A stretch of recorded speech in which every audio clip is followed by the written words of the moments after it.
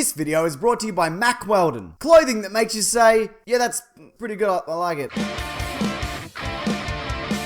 It'd be weird if Spider-Man Homecoming wasn't packed with Easter eggs and references related to his powers, other characters, the comics, the MCU, and more. But it is, so that's what we're doing here. So spoilers for all things Spider-Man Homecoming, but hopefully by now you've seen it, and if not, I can't stop you watching this, but I certainly wouldn't recommend it until you have. But hey, I'm not your mum, you can make your own decisions, but if I was your mum, I'd say this. Why don't you be nice to your brother, or whatever, I don't know. Let's start with Spider-Man's powers. Now most of what we got is standard stuff you've probably seen in the other films. Super strength, insane reflexes, durability, and so forth. But his Stark Industries suit imbues him with a number of upgrades. This allows him to use taser webs, web grenades, web wings, spider traces, and a spider drone. All of this we have seen in some form or another in the comics over the years. Ned also asks him if he's capable of summoning an army of spiders and if he can spit venom. Superior Spider-Man had an army of spider drones that watched over the city, and spitting venom might be a reference to Venom, or the fact that I think one variation of the character could do this, though I can't really remember which one,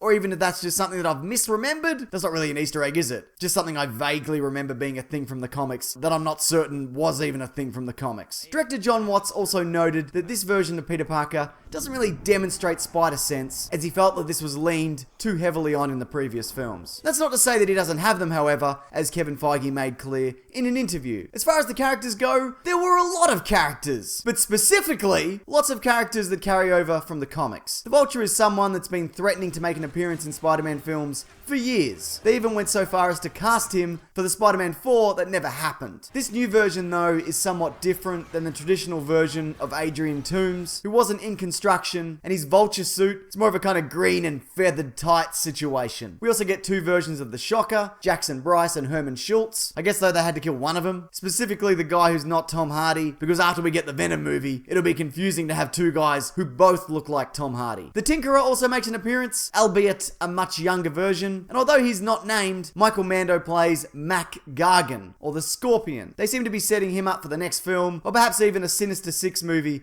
down the line. In a surprise twist, MJ appears, but not Mary Jane Watson, Michelle Jones. So she might not actually be Mary Jane. This could just be an elaborate double twist, or maybe just a single twist. Look, there's at least one twist. Betty Brant, who also appeared in the original Spider-Man trilogy, is a student at the high school. She works on the school news program along with Jason, a minor Spider-Man character. In fact, most of the students that are given names are minor players from the comics, including Ned Leeds, who's actually an amalgamation of a few people. Weirdly, Peter Parker's love interest, Liz Allen, was introduced way before that of Mary Jane Watson in The Amazing Spider-Man issue 4 in 1963. Flash Thompson has showed up in each Spider-Man movie incarnation, always as a bully, and always telling great jokes worthy of celebration. Or his father will fire your father.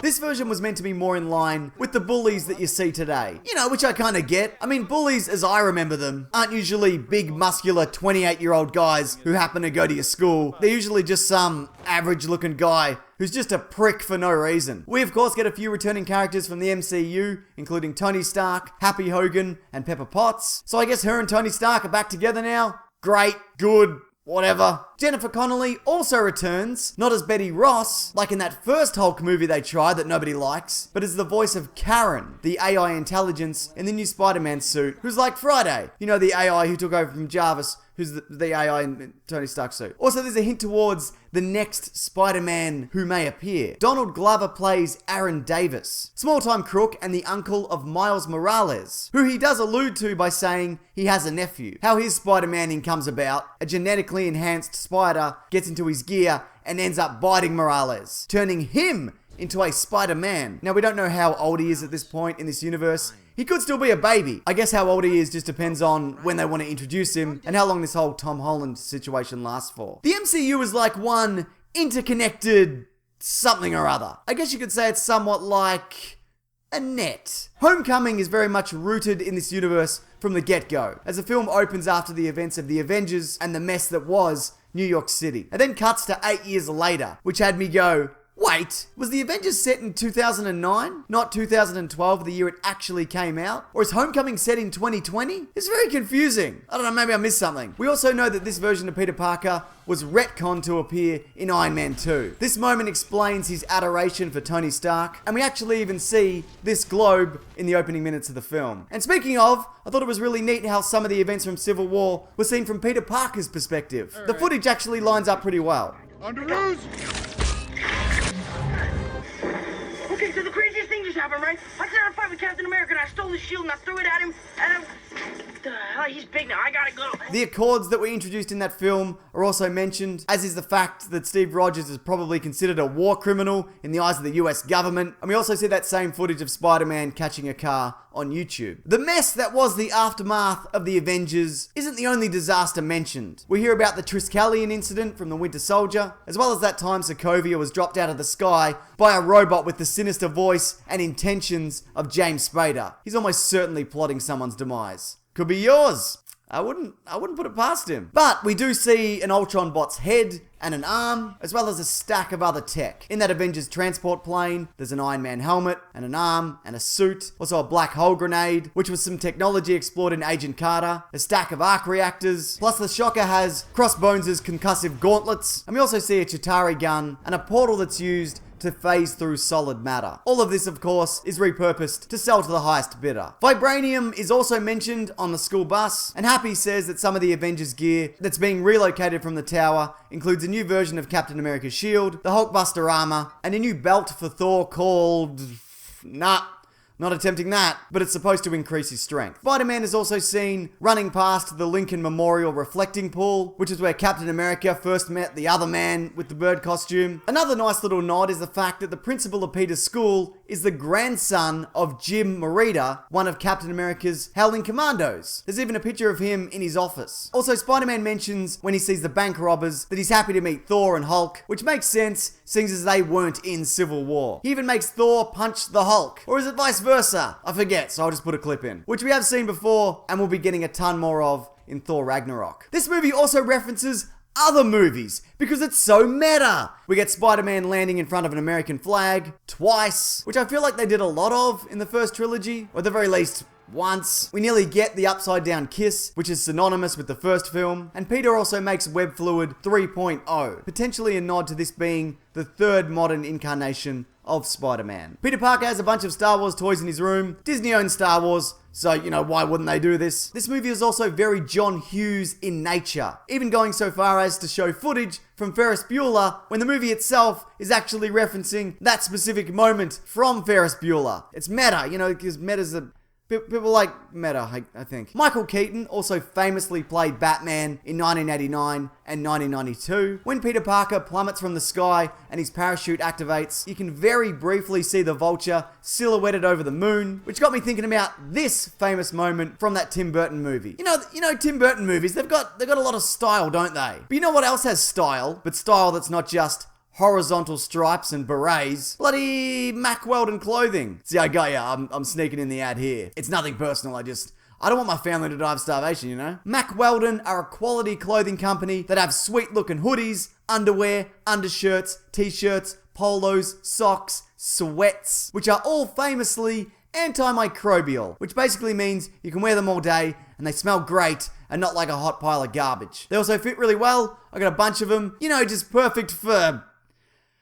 just wearing clothes at a thing, alright? We all need clothes, and these are good clothes. So if you like clothing that's good, maybe check them out by visiting mackweldon.com and use the offer code Mr. Sunday Movies, or one word, for 20% off your purchase. All of that is linked below. Okay, so you like comics? Sure you do. Or maybe you don't. I'm not sure. We already established that I am not your mother. We're just not that close, you and me. It's nothing personal, it's probably a distance thing, if anything. Anyways, at the end of the film, Tony Stark presents Peter Parker with a suit heavily resembling the Iron Spider suit from the Civil War comic. He also sets up a press conference to announce him to the world, which is similar to in Civil War, when he reveals Peter Parker, or it kind of goes that Peter Parker decides to do it for Tony Stark Anyway, regardless, Peter Parker tells everybody that he's Spider-Man. Tony Stark also demonstrates his ability to control the suit remotely. He always builds these fail-safes into his technology. I mean, he didn't used to when they were being sold to anybody. Didn't seem to have a problem with it then, did he? Anyways, he does this so he can shut them all down remotely, if need be, like he did to Spider-Man in Civil War. Before Peter Parker lifts the big thing that he's trapped under, like in the Amazing Spider-Man 133, we see his reflection in the water that shows half his face unmasked and half with a mask. This is some imagery seen in the comics a lot, and even some movie posters. I think it's supposed to represent the duality of the character, you know? Something real deep about what it means to be both a hero and just an everyday kid. You know what I'm talking about?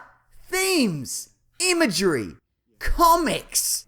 So good. Peter Parker was also said to have been in the robotics club, which is an area he has shown some abilities in before in the comics. He also swings off a helicopter at one point, because an in-joke in the Marvel office used to be that whenever he looks like he's swinging off nothing, just assume that there's a helicopter just out of frame. Also, to keep his clothes safe, he would often web them in a little bundle and then off he'd go. I don't know what Tobey Maguire did with his in Spider-Man 2. I mean, in this scene, he has to deliver pizzas, so he turns into Spider-Man, but then in the next moment, he's back in his clothes. Where are they? What did he do with them? Were they all mushed up in a pizza box? I mean, I doubt it. They look so crisp and non-greasy. But if you don't mind me saying so, certainly not as crisp as a Mack Weldon t-shirt, let me tell you that much. But yeah, look, I don't know how he's done this. It's very impressive, even if the lady from Bones doesn't think so. This isn't really a comic thing, it's more of a cartoon thing, but the 1960s Spider-Man song is repurposed for this movie, but now it's all dramatic and real-worldly. It's the realest thing you'll ever hear in your life. There's also a number of creators thanked in the credits, but we see the name Bagley graffitied in the actual film as a reference to Mark Bagley, a Spider-Man artist from the 90s. I think he worked on the Clone Saga,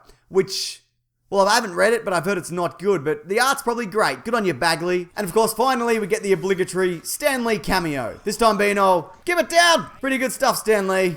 You're alright. Okay, here's the winner of last week's Loot Crate. If you are this person, just private message me these details and it's all yours. And if you want to win next week's box, just leave any comment below. Maybe on your favorite Easter egg or reference, or even something that you noticed that I didn't. And if you want more things Spider-Man, well, I got two things for you. Every Tuesday we do something called Caravan of Garbage, where we play something good or terrible from the past. Last week it was Spider-Man on the N64. Here's a clip. I'm rescuing hostages left and right, Mason. I'm a real hero. That's true. In real life also, though, aren't I?